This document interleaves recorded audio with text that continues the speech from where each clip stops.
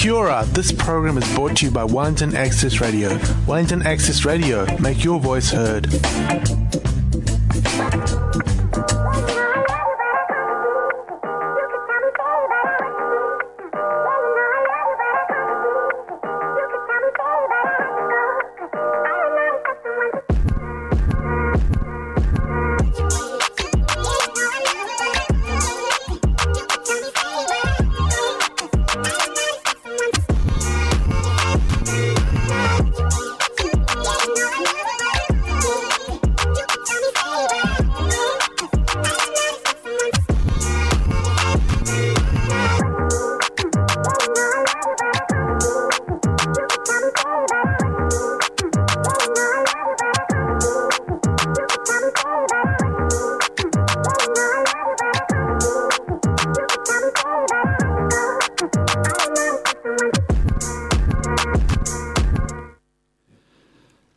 Welcome to the Blackhouse. You're on 106.1 FM with Leah and Tommy, and we got Somewhere on the Tech Deck. How's everyone today? I think we're okay. Yeah, I think we're okay. I think we're always okay. I saw Morpheus. Morpheus? Yeah, I saw Mouldy Morpheus. Oh, I didn't catch his face. I saw his face, and I was like, what? That was Morpheus from... We're in the Matrix. In the Matrix. We're in the Matrix now. Are we in a Matrix? I think we are. I think Is we're... Wellington in a simulation? We could be in a simulation. Yeah. Yeah, we're like some weird things have been going on, crazy things have been going on. But anyway, you know how COVID's got us all at level 2 restrictions. So until we're back at level 1, we're postponing a list of amazing guests until the social distancing restrictions are lifted. So during this time, we'll be discussing issues of interest here on the Blackhouse. We've made a conscious decision to centre our African New Zealand community and experiences in this space because we may all have a common heritage. Because we all may have a common heritage origin, but our experience are varied and different in this space we call New Zealand. What do you think that's true? 110%. 110%. 100, maybe 200%. Yeah. Because the thing is, I feel like we have been so confined to, oh, this is how we're supposed to be as a black person or someone that's an African heritage person. Right. But the thing is, we all have different stories. We have, you know what I mean? Like we've come to existence in different ways. Yeah. You know what I mean? Especially like living in New Zealand. So I definitely think, highlighting that was important. Right. Yeah. Yeah. I think, yeah. What do you think? About like the differences? Like, Yeah. I don't like the single narrative. Like that you've got to be A plus B plus C and that equals an African. Right? Yeah. Like, or that equals someone of African heritage. If you don't have A plus B plus C, all stuck together in a row, looking all the same and homogenized, and, we're all the same, Like, if it's like that, no, I'm really anti that sort of stuff. I think I've met too many different people from too many different places that have so many different experiences and so many different stories and so many different backgrounds. Yeah. That for us to say that there's one single narrative that describes Africa and Africans is just ridiculous. It's absolutely ridiculous. So it's the same as, like it's bizarre. And often, like Tommy, the New Zealand interpretation of that experience is often really misinformed, patronising even. Ooh, patronising. Patronising, yep. Uninformed, disinterested and uninterested. Yeah, and at times exoticism tends to take place. Yeah. When fetishizing. Oh, yeah. Ew. They go off on that. Yeah. They say, they refer to you as everything but a human being. Right. They're like, your coffee, your Nutella, your your caramel, your every single food. You're my hot chocolate drop. Yeah, right? Like Hershey's Kisses. Like, what the heck? You're my little chocolate cake. Yeah, Cadbury, is that you? Like, Whittaker's? That's what it feels like. It really feels like. It starts feeling like your food. That's true. Because they're describing you as food, something to be eaten. Ooh, yeah. That makes you think really deeply about those descriptors. Yeah, it does, your doesn't food. it? Your food. Your food. You're not even a person. Does that mean you're the prey? Well, to be honest, as a community that is so small and so diverse itself, I feel like we're often, at the hands of, being preyed on. That's how I feel. Is it exploitative? 110%. You think? 200%. Okay, my little Nutella. Let's carry on with this. Let's get into the topic of the day. Well, we're going to talk about tribalism. Absolutely. Oh, wow. We did it. We said it out loud. We did. On air. Uh-huh. What's the definition of tribalism? Come on, Tommy. Tribalism is a state of being organized by or advocating for tribes or tribal lifestyles. Human evolution has primarily occurred in these small groups as opposed to mass societies. So that is what tribalism is. Obviously, in our context, which is a Western context, tribalism can look like an intense lobbying and campaigning, exposing fractures within our society, as well as flashes of a win-it-all-cost mentality, including dirty tricks. Dirty politics. Dirty politics, which is also often referred to as political tribalism. They say that people who follow Trump are kind of like a tribe. Yeah, or like Brian Lowry, CNN. Sorry, that's a bit too much. Oh my gosh, I said that. Okay, yep, we move.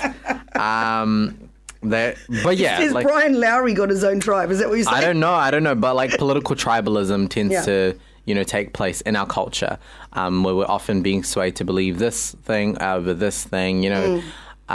We're automatically kind of told you have to vote 110%. I remember a time when they used to call greenies tree huggers and ferals, like they were a separate tribe of people because they believed in preserving the earth. Yeah.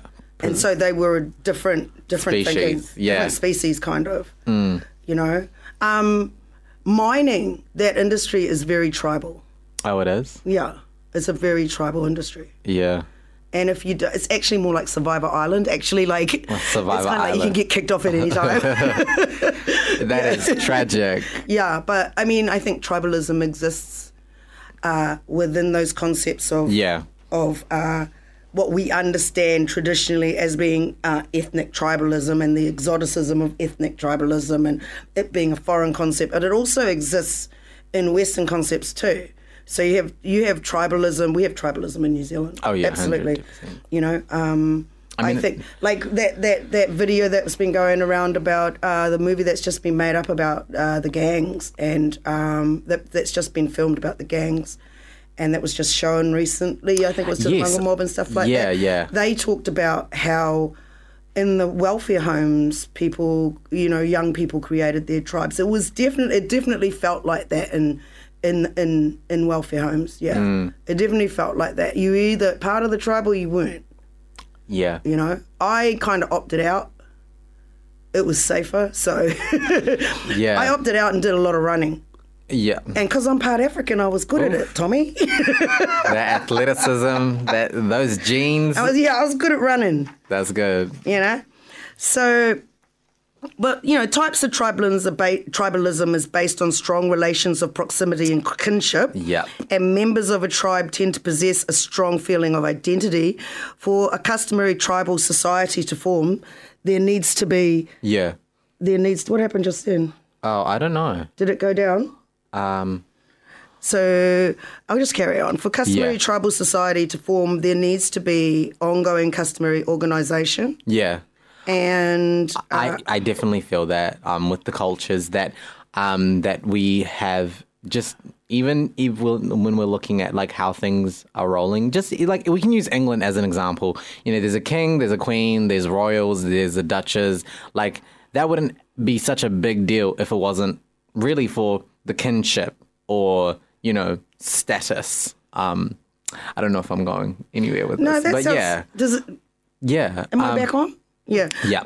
However, intense feelings of common identity can lead people to feel tribally connected. So, I mean, that essentially just means that, okay, me and you, right, we both like yellow hoodies. Yeah.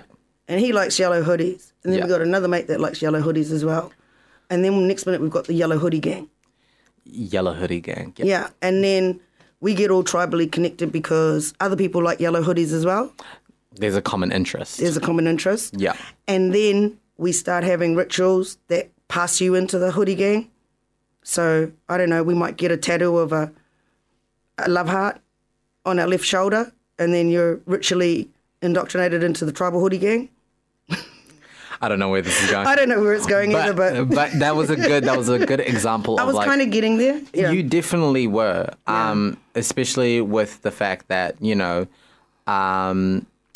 tribal societies are still like being pushed out of the Western world. I feel like individualism takes more takes more of a hold in our society. Just even looking at New Zealand and our culture, we're more focused on, the individual. Okay, maybe not entirely, but like, we value, at least in this time, we value, individuality, being yourself, authenticity, I find to be very prevalent. Fulfilling the American dream. That's I feel like it has a lot to do with Americanism. I think the first definition of tribalism is getting pushed to the Western to the edge of Western society. But I think the second definition, where it's like we have our modern day kind of ideas of tribalism and unity and connectedness, because we are such an individualized society. Yep. That connectiveness sometimes presents itself the same way as tribalism would, but it's in a Western concept. Yeah. Or concept. Yeah. So, but anyway, before we carry on with this conversation, because we're just kind of like establishing, what is tribalism and, how does it work and operate in different environments. 2020 is supposed to be a landmark year and for the African Union. Did you know that, Tommy? No. Okay. No idea. Well, 2020 is supposed to be the year of Silencing the Guns initiative, and it's aimed at ending all wars, civil conflicts, gender-based violence, violent conflicts, and preventing genocide in the continent by 2020. I don't know how far along that path they are at the moment, but I think that's a bloody amazing thing to be aiming for. It is. Because that is definitely anti-tribalism. It is. That is about unity, Yeah. So I don't know where Africa is along that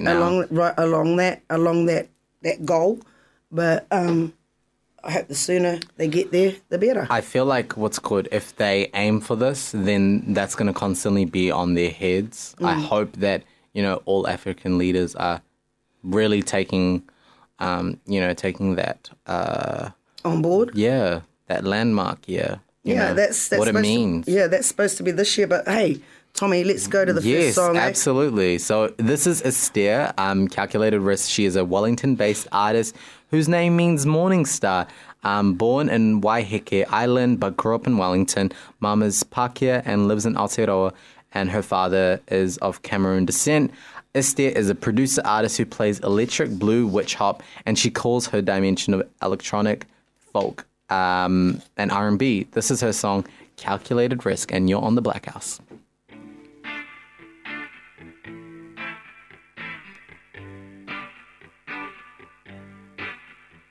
Feel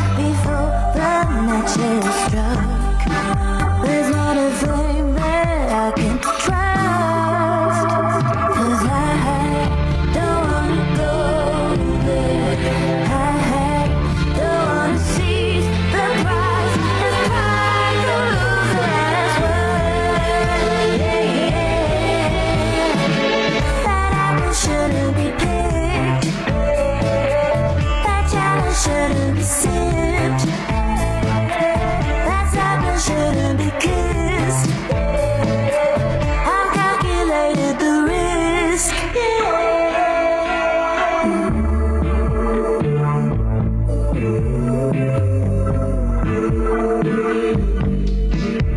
Well, I'm tired of reading the script to a cautionary tale.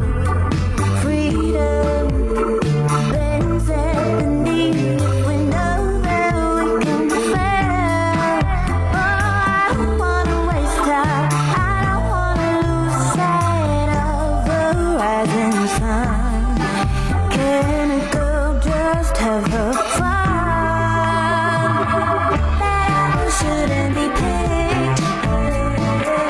That child shouldn't be sipped. That apple shouldn't be kissed. I've calculated the risk. That apple shouldn't be picked. That child shouldn't be sipped. That apple shouldn't be kissed. That was Esther, calculated risk. Calculated risk. Do you think you have a calculated risk? With what exactly? I don't know. I was trying to make a pun. I think my whole life has been a calculated risk, Tommy. Yeah. Yeah, it just has been from zero to where I am right now, and we're not going to say that. I'm a woman of a particular age. Yeah. Yeah. All right. We're going to go back to the topic of tribalism. And I'm going to speak about my own personal experiences. Yeah. I am of Ethiopian descent and born and raised in Wellington. Like many others, I find that are either like youngins when they came here or, born here. We definitely have worked within the perimeter of a tribe. You know what I mean? And that entails going to church. That entails, family functions. Actually, it's Ethiopian New Year, so and Eritrean New Year. So I want to shout out to all the Ethiopians and Eritreans tuning in. Is that today? Oh, yeah, it is. Oh, it's supposed to be the September 11. I know that in America, they're celebrating Ethiopian New Year. So I just want to say Melkam Ledet or Ruhus Aud Amet. It is 2013. So I just want to say that. What? Yeah. What? That's the Giz calendar. So Okay, so how does that work? so there's 13 months. Right. 13 months. What's the 13th month called? So every single month, for the first 12 months, there's 30 days. Right. But in the last month, it's about 6 days. Okay. Just to fit the Western Roman calendar. Right. Because our calendar, the New Zealand calendar, and the calendar that most countries subscribe to is the Roman Catholic calendar. Right, okay. Okay. Yeah, and It sort of reminds me of how there's Swahili time. Yeah. Do you know about Swahili time? No clue. Okay, it's like the start of the day starts at sunrise. Yeah. And the end of the day is sunset. So currently, right now, it's 8:18 Okay. because 1 o'clock would have been 7 a.m. So it's like sunrise. It absolutely did my head in while I was Yeah. there because I didn't know where I was supposed to be or when. Yeah. Yeah, and then I got a hang of it, and then I always had to double check. Are you talking about... Now, it wasn't ordinary time in Swahili, was it? Because Swahili time would have been ordinary time over there. Yeah. So I had to say, well, is it New Zealand time or... Also, yeah. But not New Zealand. In New Zealand, just New Zealand the way we understand time. Exactly. Oh, my God. Yeah. Anyway. Yeah. Yes. Yeah. But yeah, so there definitely was a standard. And I feel like it was a part of upholding the culture because most of them had come through a process either from Kenya, from Sudan, some were in the Middle East or in North Africa, and, they found their way to New Zealand. Right. Some also came from Australia in the early 2000s. So, like, the best way that they could orientate and, upholding the culture was working in a tribal way, you know what I mean? But I guess that could be viewed, as a community way. Yeah. Yeah, I would say more as a community than tribal, but there is tribal aspects very present in the culture where it's customary roles, and that also entails. And would that make would their tribal practices make a point of difference between, say, where your tribal identity with another tribal identity in Ethiopia? Because you have other Ethiopians that aren't like you, right? That's true. Regarding our, not too long ago, about 30 years from today, there was an extremely big civil war. I'm not too sure if everyone is familiar with it. It was the Derg War, and that was it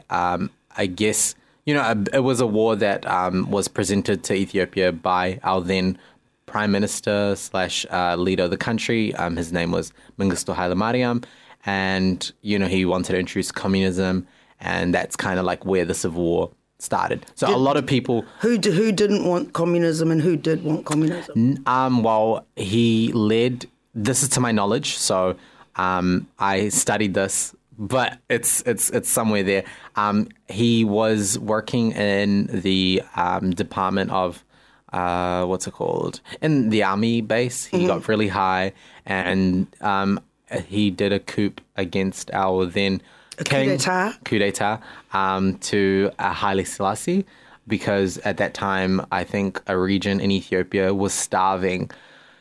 It was like 5 million people. Is this in the 80s? It is. And all right, that's what the Ethiopian students from the Haile Selassie University. They came out here. They did, and some of them were in America. They actually documented this, and they sent it out to the rest of the world, and that's how the world knew that Ethiopia was undergoing certain, situations like the drought that happened. If I'm not mistaken, that was in the Wollo region. So what years was it the 80s? So what years in the 80s was this? It was, okay, so Mengistu went into power in the 70s.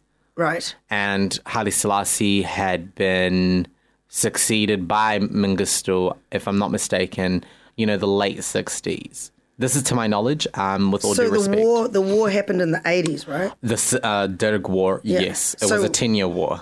So that when did that start and finish? It started in 1970 and ended in 1980, if I'm not mistaken. Oh, okay, all right. If I'm not mistaken. But yeah, so a lot of issues around the Civil War in terms of how people were treated by different groups still affects these people, because they were young when the war happened, and obviously...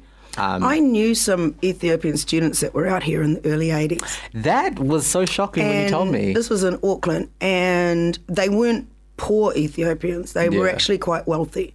So they had their own flat in the middle of town, and they even had a club on Simon Street.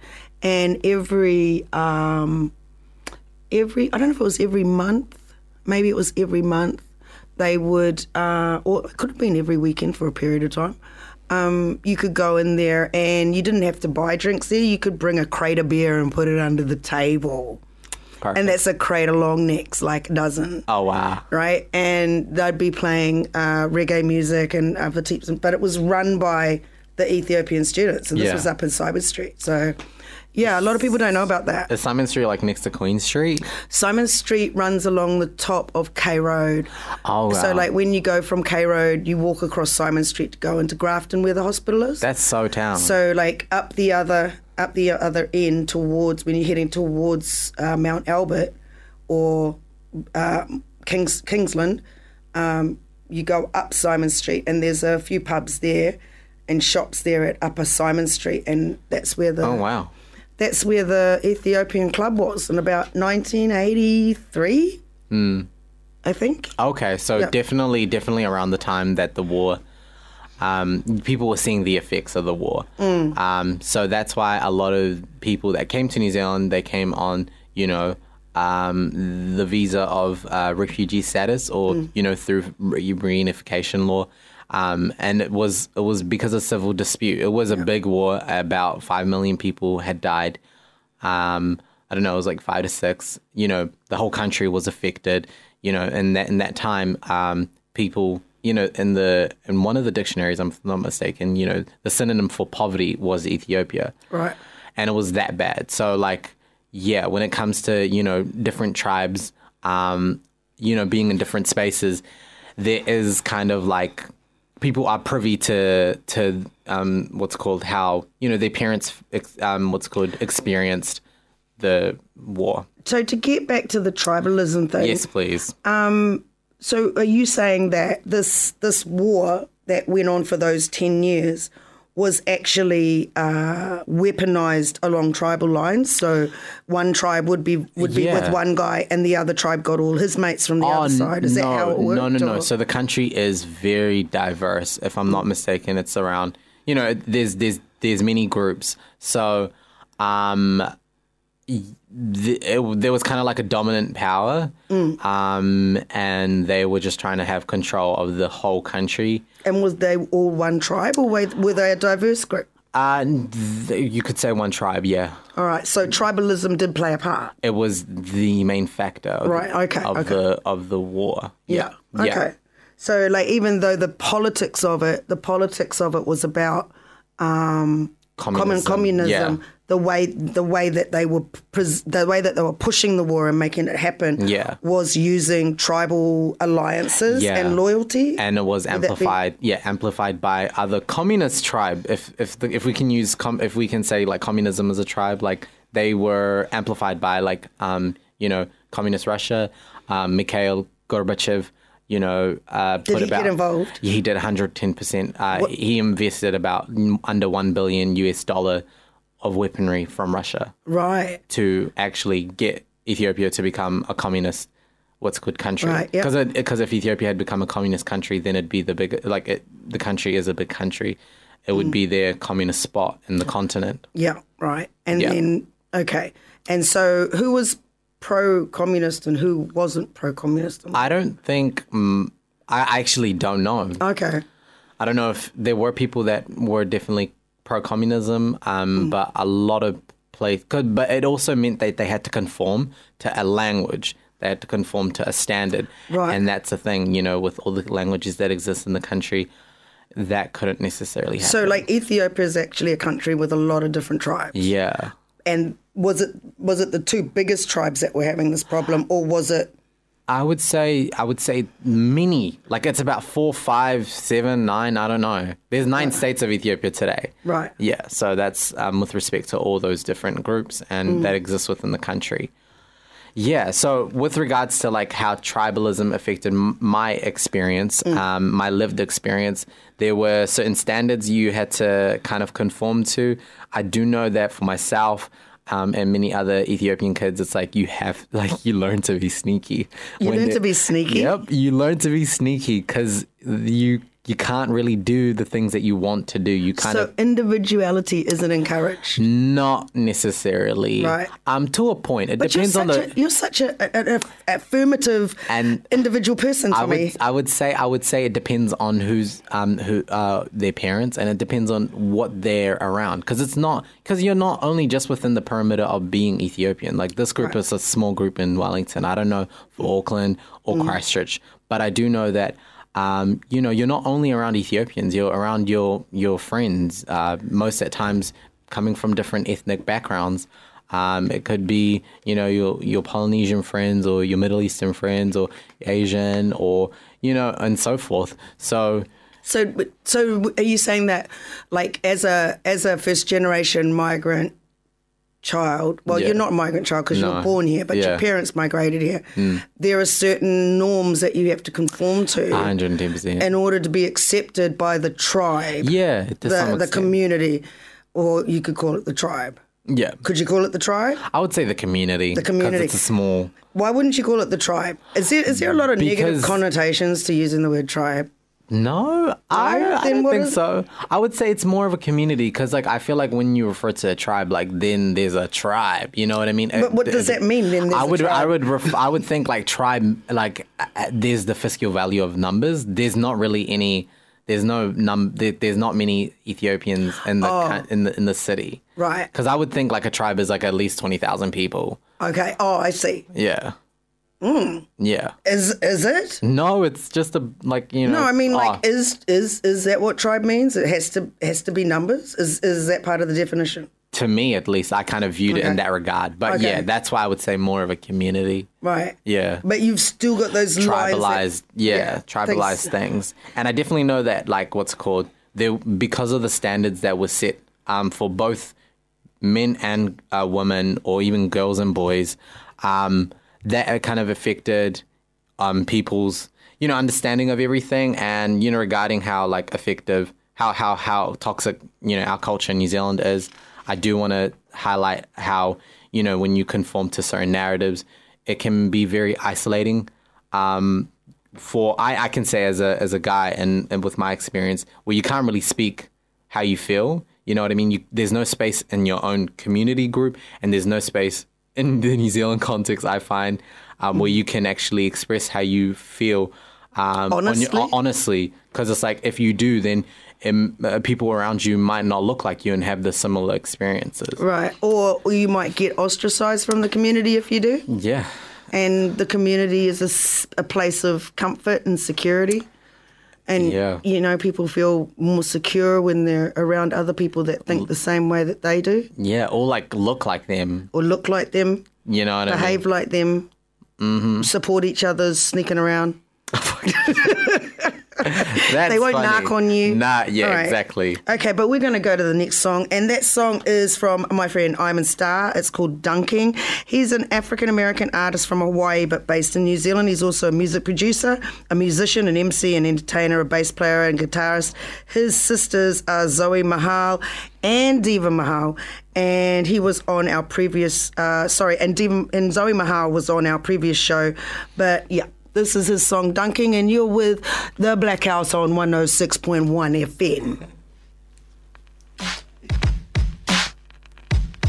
But on the other hand, but on the other hand, but on the other hand, but on the other hand, but on the other hand, but on the other hand, but on the other hand, but on the I'm slam dunking, bugging on my sneakers while I'm jumping, flying oh so high and I'm about to drop something. A bomb to your alarm, you feel a crinkle of a pumpkin. Probably cause you thought that I was fronting. Me, I'm dunking. Better make the grader, you'll be flunking. Flap your freaking wings and fall flat like a pumpkin. Thought that you could steal the rock, forgot to take a shot when I'll snatch it back like black cops. What to your head? We slam dunkins. My power-ups are fat like a plump friend. Even with the Air Force, I don't think you could win. I think I saw your game in it. It's a flippin' shame, and he was crying into his beer asking, where the heck have you been? Dunking.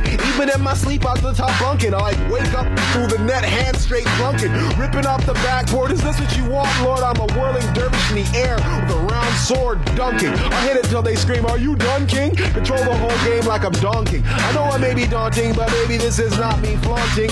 This is how a real man done things. What? But on the other hand, but on the other hand, but on the other hand, but on the other hand, but on the other hand, but on the other hand, but on the other hand, but on the I'm slam dunking. Broken glass and bare metal's what you wanting. The neighborhood will speak of my legend like a haunting. And when you come along and attempt a debunking, I'll sail over your head and do what I guess you know, dunking. Right, left, both, no hands, still dunking. I use my teeth and elbows, still dunking. Slow down time or speed it up, slam dunking. Even from the other side of the court, slam dunking. Dunking, tie my legs up, slam dunking. Locks in our box of glass, slam dunking. Trunk covered in cement, still dunking. Chop off my legs and arms, still dunking. But on the other hand, but on the other hand, but on the other hand, but on the other hand, you can deploy a force field, guards armed with bazookas, dogs the size of bears holding twin German Lugers, and I'm dunking.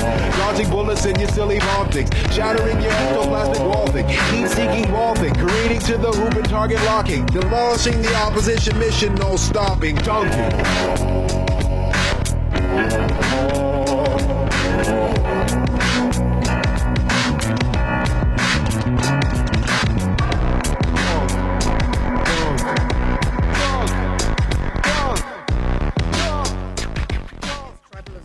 Kia ora, you're back on the Blackhouse, and that was Iman Starr dunking. We'll be talking about, the advantages of tribalism, which I guess we kind of summed up. Like, it's just security, community. Avoiding miscegenation. That's there's a topic. there seems to be a lot of control within the ideas of tribalism of women's movements. That I not so agree much with. Not the men, but a lot of control over how women can move and who they can marry and not marry and have children to and not have children to. Yeah. That's something that I've kind of observed. Yeah, no, definitely. Men on the other hand, from what I've observed, especially within our different various communities, men on the other hand have a lot of space to roam. you know? Yeah. And and that controlling of sexuality and reproductive stuff. Yeah. You know, like, yeah. That's very true. That is very true. And I think definitely also, agree. you know, like the other thing about, are we on negative or positive? That's Or just I guess that- we kind of how it is. Yeah, how it is. How it is, yeah. There is advantages, but the disadvantages are definitely, I feel like, you know, sexism is very present Yeah. in a lot of the tribes pertaining to, you know, our continent. But I can't really speak for all experiences as Do you think that maybe, you know, just if we think generally Yeah. about how tribalism works generally, that Yeah. sexism gets reinforced by some tribalistic points of view? Yeah, I definitely think so. Like, I feel like that's the main factor because obviously it's like, yeah, I don't know if I have much to say outside of what you mentioned about the control, the domination of, you know, women in tribal groups. Yeah. You know what I mean? Because you can even look at, what's it called? What is it called? Like camps, Gloriavale. Are they a tribe? Like Gloriavale down south? What is that? It's like a commune. Gloriavale, you never heard of Gloriavale? No, I never heard of it. But Okay, I know well, that there was. it's essentially like, you Is know. it like a hippie commune or something? No. It's a I don't know what denomination of Christianity, but essentially they women are supposed to bear 10 to like 14 children. Really? Yeah, so essentially that's very With gas or without gas? No, like just like with the grace of God. Oh my God. No way. Anyway. Anyways, let's go back to topic. But I mean, like, once upon a time, that would have been the normal amount of kids to have. It just probably not today. Nope. I don't know. It's a lot. It's a lot. I find two a lot, What do you think what's called the global negative effects of tribalism? Well, I mean, if tribalism's all about these smaller units of people because, we've moved from small communal tribal groups into big cities and what have you. And I think that, like sometimes in these smaller groups, it can encourage things like cronyism or silo communities where you shut off from the rest of the world around you because you've got these beliefs or you've got these things that you have to abide by in order to get along with other people in the group. And then there becomes, this distrust of other tribes. There's conflicts, disagreements, revenge, genocide. I mean, the list can go on, right? But I mean, I can fully understand where if you fit into those groups, there's this protection that will be afforded to you if you conform. Yeah. Right? And I guess if you conform to those things, you don't want to rock the boat. Right? Because if you rock the boat, then you can be ostracized from that group, and then who do you have? You have to readjust your whole life to something else because you no longer belong to the thing that you grew up with. Yeah. Or come to know as your home, as your base. So I think that there will always be that argument for and against. That's maybe. True. I think that maybe in some, looking at the 2020 goal for Africa from the African Union for 2020, definitely, if it's silencing the guns initiative is aimed at ending all wars, civil conflicts, gender-based violence, violent conflicts, and preventing genocide. Yeah. When you think about those things happening in Africa and how tribalism has actually affected those things, this is actually a stance against tribalism as well. This is a stance for, and I don't think being against tribalism in the negative sense means that you have to be against your culture or you don't celebrate who you are. Yeah. I think that these are two very different things. Like there is tribalism and then there's tribal identity.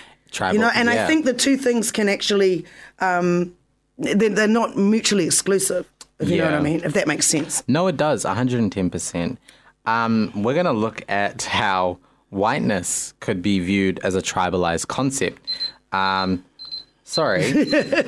We got alarms, we got Sorry. timers, we got everything going on in here. Papers flying, you know. Yeah, that's true. That is true. So whiteness is an ideology, but is it a tribe? Is it a mega tribe? I don't know. If we apply the same rules that we're applying on tribes of, ethnic tribes, could we also apply that to whiteness? Ngāti Pākehā. Pardon? Ngāti Pākehā. Ngāti Pākehā. Yeah. Okay. European as an identity. Yeah. Caucasianism. I don't know. Is that an ism? I don't know. Well, no, I just made it up. Okay. I often make up words as I go along. We love that. I mean, that's how words have come That's into how they happen. fruition, right? Yeah, one day they said ism, Ism. and there it was. But the New York Times piece actually mentioned that the construction of whiteness has changed over time, shifting to accommodate the demands of social change. Prior to the mid-19th century, the existence of more than one white race was commonly accepted. Because, like Irish people didn't... They didn't graduate to whiteness until, early 19th century or something. It was like something 19-something. Like they were considered lesser than... less inferior white. Like Anglos versus, is it Celts? Anglos and Celts? Something along those lines. Yeah. Saxons. And then in America, you had the American Irish that weren't really welcomed as part of the bigger group of, I don't know, the Pilgrims. I don't know. Yeah, that is true. A lot of colonies actually began with, And you had the Southern Europeans, like the Greeks and the Italians, which, they actually, they may have looked on the surface to be all white people, but they were considered quite differently. In Australia, there's a derogatory term. I don't want to use it, but they're there. Yeah. there's a derogatory term to refer to them. Yeah. But yeah, I actually saw it on somebody's number plates when I was Wow. driving around yesterday. It basically said it on there. Wow, Yeah. that's very interesting. Yeah. But yeah, so many people in the US were seen. Yeah, so essentially what we were talking about. Temperaments was another thing. Yeah. Some people they said that different white ethnicities had different racial temperaments. That is true. And it's still a crucial facet of racial classification since the 18th century Linnaean origins. Yeah. Yeah. So colour has always been only one part of it. Because, if you think about it, even with tribalism in Africa, if you stood all these different African tribes together, you could say, well, you're all African, right? And if you stood all the different white tribes together, you'd say, oh, well, you're all white people. The thing is... What's going on here? Well, but they have different, they have these different inferred ideas about each other. You know what I mean?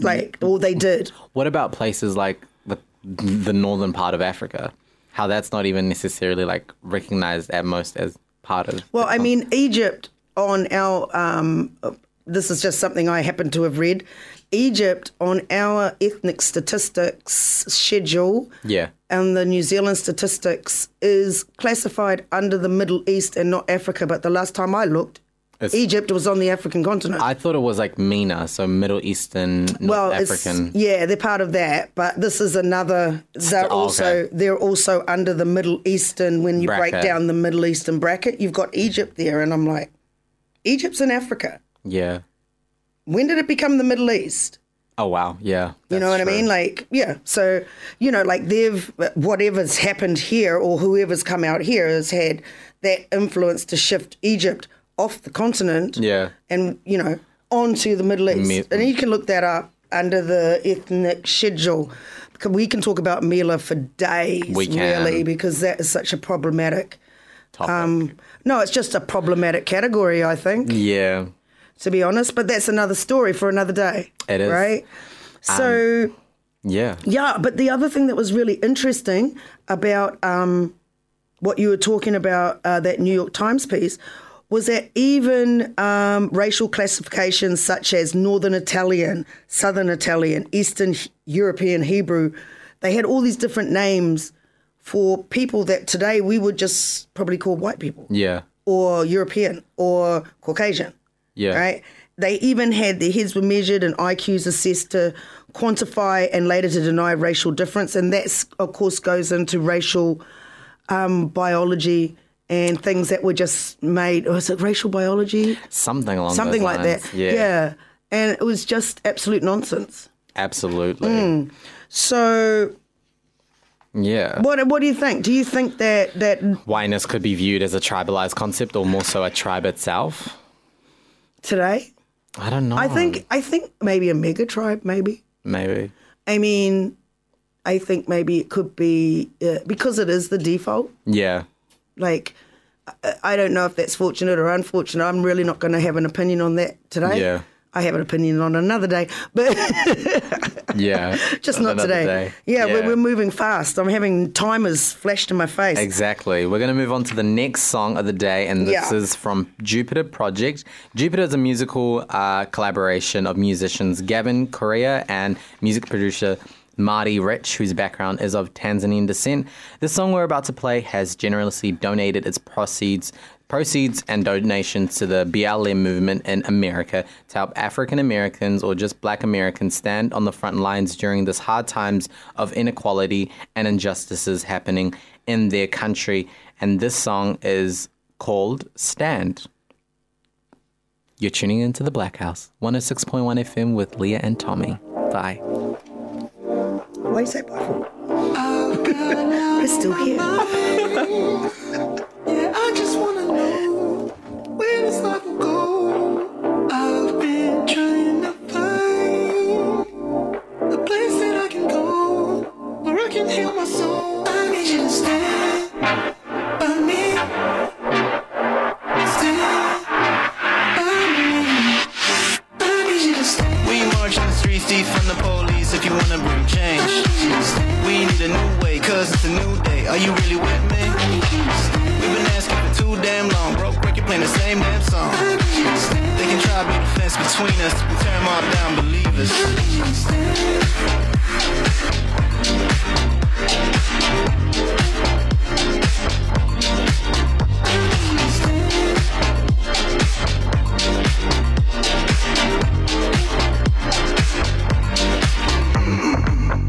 What do you stand for? Is it just your national anthem? Do you care about a flag more than human life? Take a look in the mirror, cause you ain't been living right. I don't claim that change comes overnight. Generations fighting the violence their whole life. I don't claim we live in the paradise. I still need you to stand for what is right. We march in the streets, defund the police if you wanna bring change. We need a new way, cause it's a new day. Are you really with me? We've been asking for too damn long. Broke record playing the same damn song. They can try to build a fence between us. We'll tear them all down, believe us.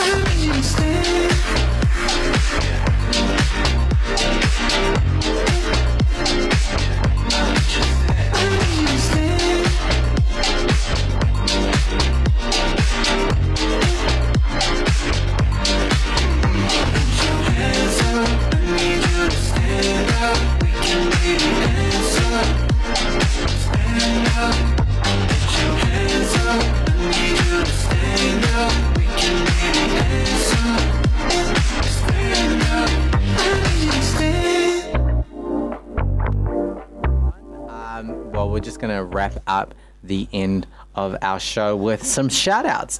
We'll start with Ade Doen Okuleye, and his number is 021-284-4947. He is a fashion designer, stylist, and also buyer. So if you guys want to check him out, he's based in Karori, in the Karori shops.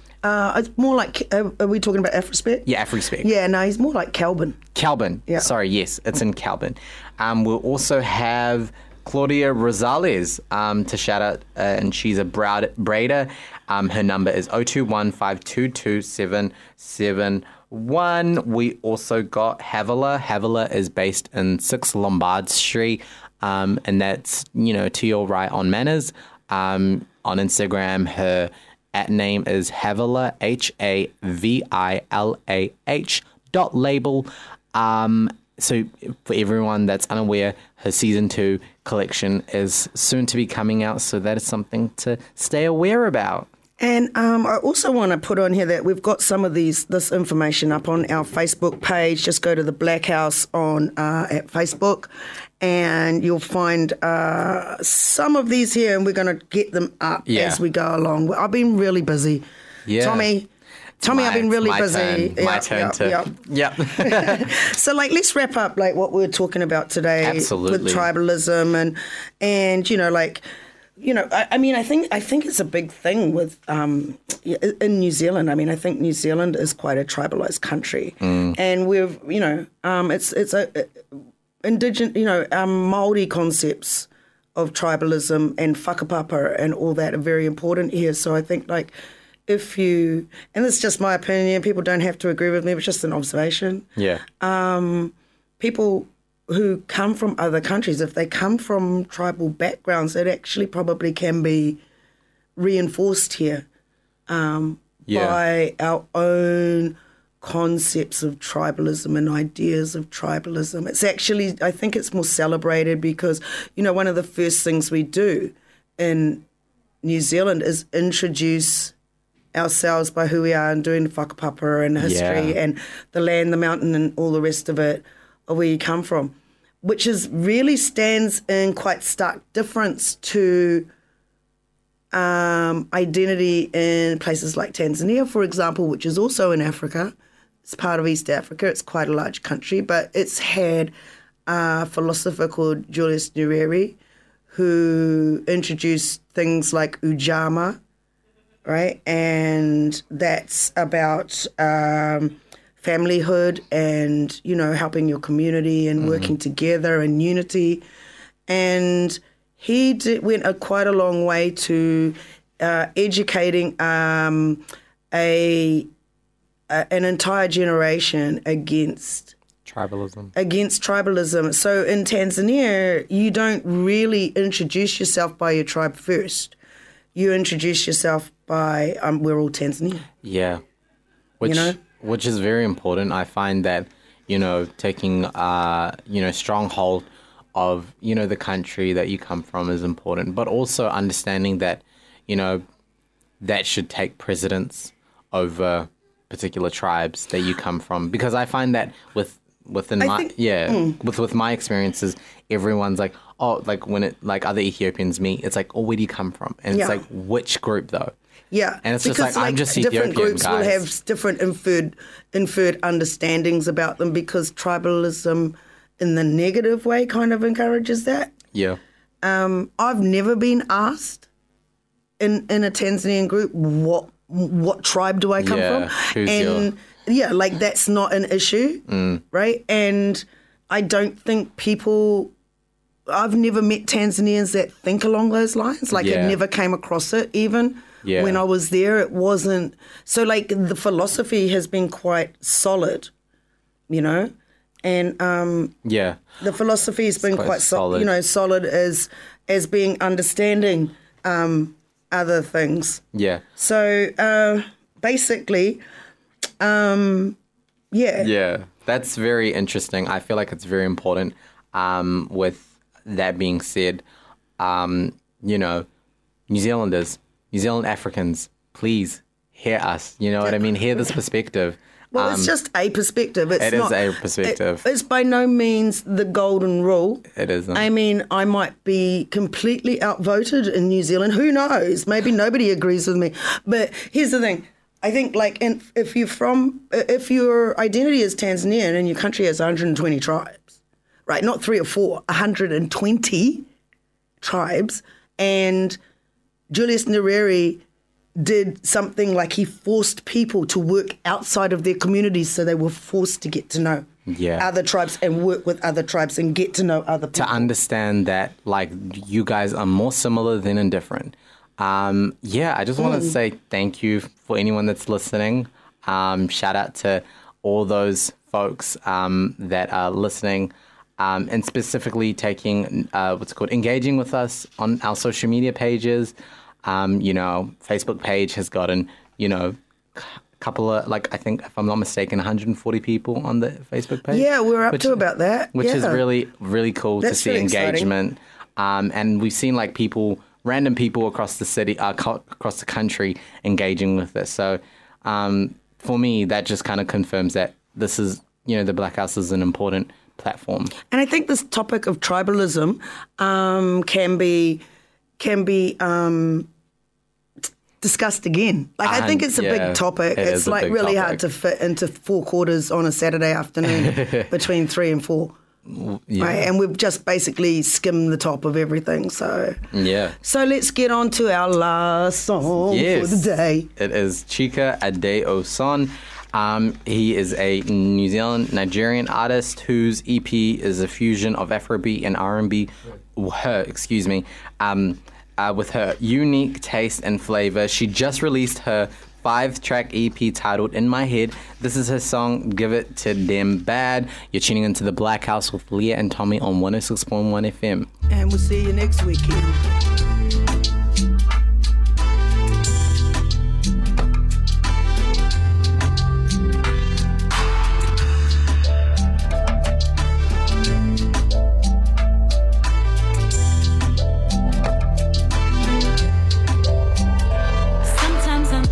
I have the strength, I shake the table, sit on my imaginary throne. Yeah, I see it sometimes it's fickle, but they put their trust in me, cause they know I'm capable. I don't always know the half of it, but I bring more than half to it. Never dull, can't ever settle. Hey, I can be the queen on any street, I stand the hustle on repeat, and I do it on the back of Afrobeats. You know I give it to them bad, I give it to them bad, I give it to them bad, I give it to them bad, give it to them bad. For the girls we bad, so we give it to them bad. We give it to them bad. Get to know me, and he try to see what I see when we roll on the same floor.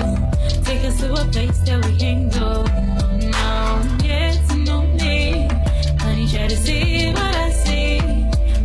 Roll on the same floor. Take us to a place that we can go. I don't need a dollar. I know I'll never find my other half because I only need a quarter from you. And I'm sweet like tangerine. Type of drip by the side of your lip. He looking, make sure no one sees.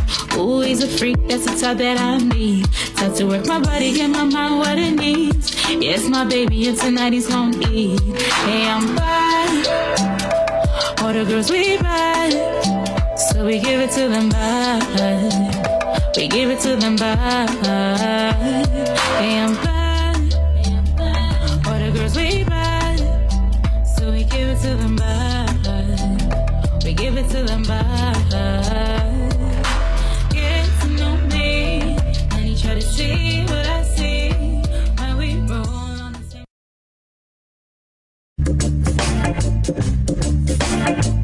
That program was brought to you by Wellington Access Radio. Get your voice heard. Thanks New Zealand On Air for funding accessmedia.nz.